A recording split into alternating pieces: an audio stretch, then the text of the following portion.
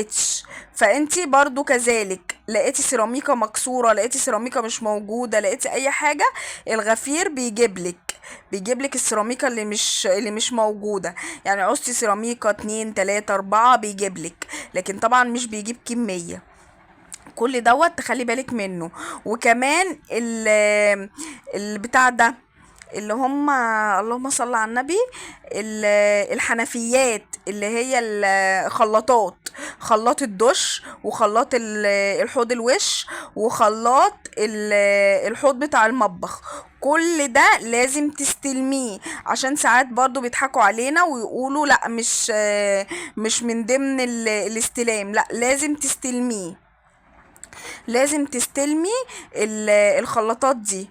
هنا بقى عند هايبر وان، ده هايبر وان بتاع فرع مدينة بدر، اهو الهايبر وان.